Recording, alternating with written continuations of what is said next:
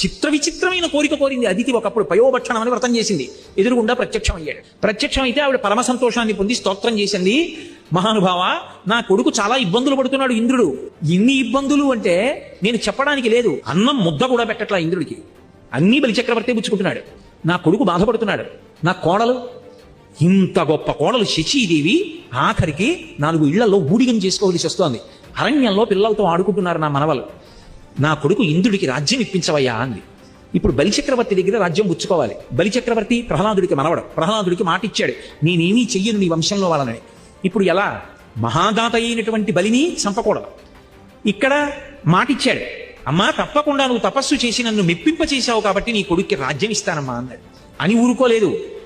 ఎంత లొంగిపోతాడంటే ఈశ్వరుడు, ఆవిడ ఒక వరం అడిగితే ఈయన ఒక వరం అడిగాడు. ఆవిడ, అమ్మా నాకు నీ కడుపున పుట్టాలనుందమ్మా, అనుమతిస్తావా అని అడిగాడు.